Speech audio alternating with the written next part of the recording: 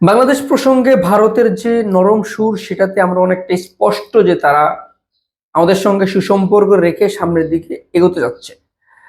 ভারতের পররাষ্ট্র সচিব আমাদের বাংলাদেশে আসার পর আমাদের পররাষ্ট্র সচিবের সাথে যে বৈঠক করেছেন, এরপর তিনি আমাদের মিডিয়াগুলোর সামনে কথা বলেছেন যে বাংলাদেশের সঙ্গে আমাদের সুসম্পর্ক আছে, বাংলাদেশের সঙ্গে আমরা সুসম্পর্ক রাখতে চাই। রাজনৈতিক বিষয়ে আমরা আলাদা হিসাব, আমরা আমাদের ব্যবসায়িক কূটনৈতিক জিনিসগুলো আমরা প্রাধান্য দেই। আমরা বাংলাদেশের সঙ্গে কাজ করতে আগ্রহী। তবে আমাদের পররাষ্ট্র সচিব, বাংলাদেশের যে পররাষ্ট্র সচিব, তিনিও কিন্তু বলে দিয়েছেন যে ভারত যে আমাদের অভ্যন্তরীণ বিষয় নিয়ে কথাবার্তা বলে, ভারত যে আমাদের রাজনৈতিক অস্থিরতা তৈরি করে, সেটা কোনোভাবেই আমরা ভালো চোখে দেখি না। এটাও সত্য যে আমাদের অভ্যন্তরীণ বিষয় নিয়ে ভারত কেন কথা বলবে? আমরা তো ভারতের বা আমাদের পার্শ্ববর্তী বা আমাদের কোনো দেশের আমরা অভ্যন্তরীণ বিষয় নিয়ে কথা বলি না। এটা কোনোভাবে কোনো দেশেরই উচিত না এক দেশের হয়ে আরেক দেশের অভ্যন্তরীণ ঝামেলা, অভ্যন্তরীণ কথাবার্তার বিষয়ে কথা বলা। কিন্তু ভারত তার পছন্দের প্রার্থীর জন্য আমাদের বাংলাদেশকে অস্থির করতে যে একটা ভূমিকা রাখছে বা তারা যে আগ্রাসী ভূমিকা দেখাচ্ছে, সেটা আসলে কোনোভাবেই আমরা মেনে নেওয়ার মতো না। তো আমরা স্পষ্ট হয়েছি, ভারত আমাদের সঙ্গে সুসম্পর্ক চায়, তারা আমাদের সঙ্গে বিরোধে যেতে চায় না। তাদের ভাষ্য মতে ভারত আমাদের বন্ধু রাষ্ট্র। আমরা জানি তারা আমাদের বন্ধু রাষ্ট্র না, কিন্তু তারা যেহেতু বলছে সেক্ষেত্রে আমরা মেনে নিতে পারি তারা আমাদের বন্ধু রাষ্ট্র। তো বন্ধু রাষ্ট্র হতে গেলে তাদের আমাদের সঙ্গে যে সম্পর্কটা সেটা থাকবে কূটনৈতিক সম্পর্ক, আমাদের সঙ্গে থাকবে তাদের ব্যবসায়ী সম্পর্ক, অর্থনৈতিক সম্পর্ক, কিন্তু রাজনৈতিক সম্পর্ক না। রাজনৈতিক সম্পর্ক কেন তাদের সঙ্গে আমাদের থাকবে? তারা তো একটা দেশ, তাদের রাজনীতি তারা দেখবে, আমাদের রাজনীতি আমরা দেখবো।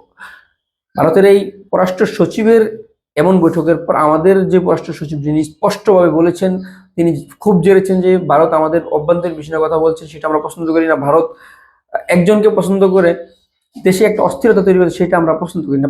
ভারতের যে মিডিয়াগুলো আমাদেরকে নিয়ে অপপ্রচার, উল্টাপাল্টা কথাবার্তা বলে, উল্টাপাল্টা মন্তব্য করে, সেটাও আমরা পছন্দ করি না। আমরা বলতে পারি আমরা সাকসেস, আমাদের বাংলাদেশ যদি শক্তভাবে না দাঁড়াতেন, ভারত এই নমনীয় সুর দিতেন না, ভারত এমন নতজানু হতেন না। ভারতের এই নমনীয়তা আমাদেরকে অনেকটা মনে করাচ্ছে যে আমরা অনেক আমরা যে সাহসী ভূমিকা রাখছি বা আমাদের অন্তর্বর্তীকালীন সরকার যে সাহসী ভূমিকা রাখছে, সেটা প্রশংসার দাবিদার।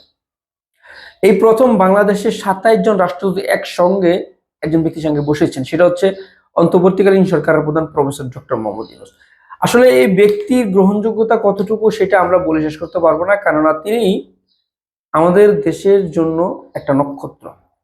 তিনি বাংলাদেশের হয়ে যদি না জন্মাতেন, তাহলে হয়তো তিনি আরো বেশি জনপ্রিয়, এই জনপ্রিয়তার অবশ্যই তুঙ্গে তিনি সবসময় থাকেন।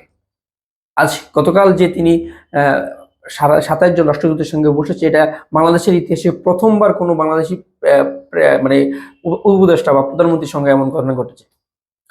আরেকটা জিনিস তিনি আমাদের এই প্রধান উপদেষ্টা আমাদেরকে উপহার দিচ্ছেন, যে তিনি বলছেন ভারতের দিল্লিতে আমাদের ভিসা সেন্টারের সহযোগিতার প্রয়োজন নেই। আমরা চাচ্ছি বাংলাদেশ কিংবা ইউরোপিয়ান ইউনিয়নে যে আমরা যেতে হলে বাংলাদেশ কিংবা আমাদের পার্শ্ববর্তী অন্য দেশে আমরা ভিসা সেন্টার চালু করবো বা সেখানে বসার চেষ্টা করবো। এটাও কিন্তু ভারতকে এক ধরনের ধাক্কা। সেক্ষেত্রে বলা চলে ভারত অনেকটা নমনীয় ছিল, ভারত আমাদের সঙ্গে সুসম্পর্ক রাখতে চায়। তাদের ভাষ্যমতে তারা আমাদের সঙ্গে অস্থিরতা তৈরি করবে না, তারা আমাদের সঙ্গে ভালো সম্পর্ক রেখে সামনে এগোতে চায়। আমরাও বলতে চাই, আপনারা যদি আমাদের সঙ্গে কূটনৈতিক পাড়ায় ভালো সম্পর্ক রাখুন, অর্থনৈতিক পাড়ায় আপনারা আমাদের সঙ্গে ব্যবসায়িক খাতে ভালো সম্পর্ক রাখুন, কিন্তু আমাদের রাজনৈতিক বিষয় বা আমার অভ্যন্তরীণ বিষয় নিয়ে আপনি কথাবার্তা বলবেন না। এতে আমরা আপনাদের প্রতি ক্ষিপ্ত মনোভাব আমাদের তৈরি হতে পারে।